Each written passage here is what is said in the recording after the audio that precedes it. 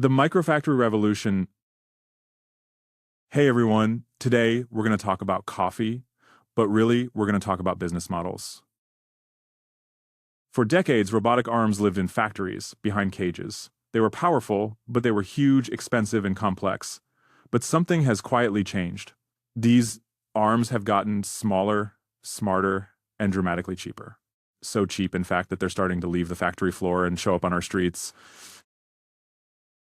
And this shift gave our team an idea. It wasn't just about building a better robot. It was about seeing if this new tool could unlock a completely new business model, a way to solve a very old problem.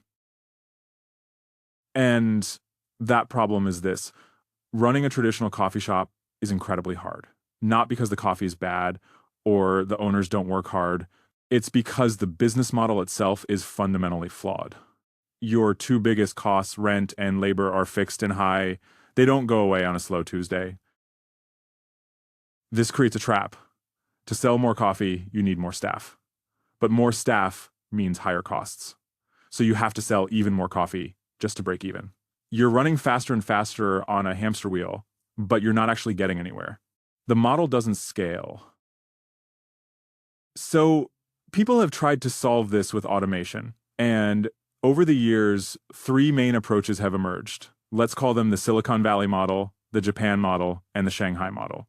They look similar on the outside, but they are completely different philosophies.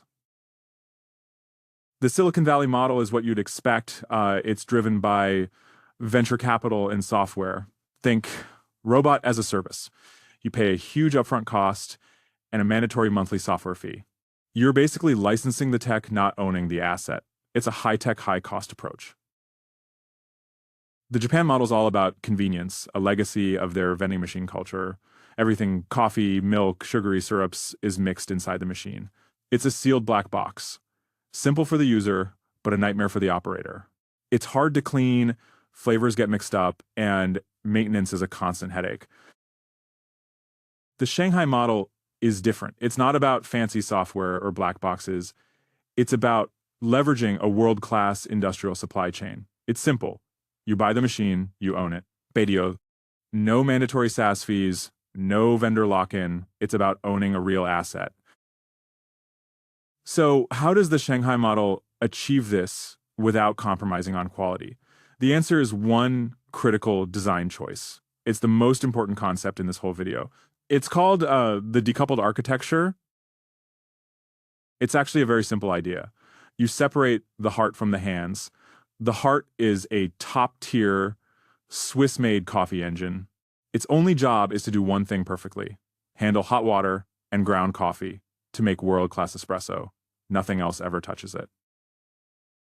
The hands are the industrial robotic arm. Its job is to do all the messy work. It moves the cup between separate dispensers for ice, milk, and syrups.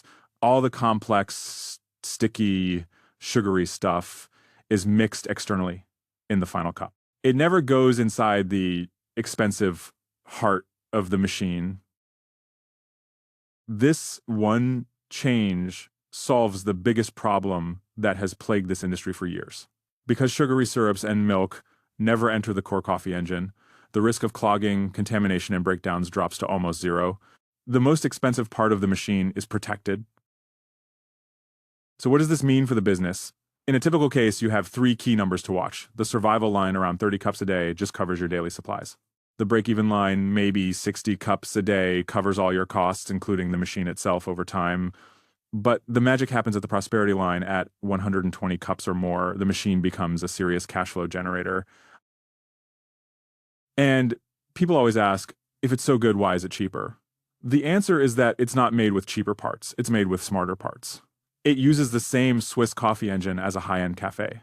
But the robotic arm is so affordable because of the massive scale of Asia's automotive and electronics industries. It's a reliable, industrial-grade component that benefits from the cost savings of a totally different industry. Now, to be honest, this model is not for everyone and it's not for everywhere. It's a solution for a specific problem. It's perfect for high-traffic grab-and-go locations like airports, hospitals, and busy office lobbies where people value speed and consistency. It is not a replacement for your favorite neighborhood cafe where you go for the atmosphere and a chat with the barista. And that brings us to the most important takeaway. This isn't just a robot barista. It's a new type of asset. It's a micro factory. It takes a complex service business and turns it into a standardized, scalable, and fully owned piece of capital equipment.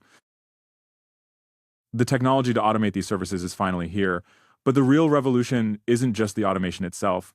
It's the business model that allows operators to truly own the asset and control their own destiny.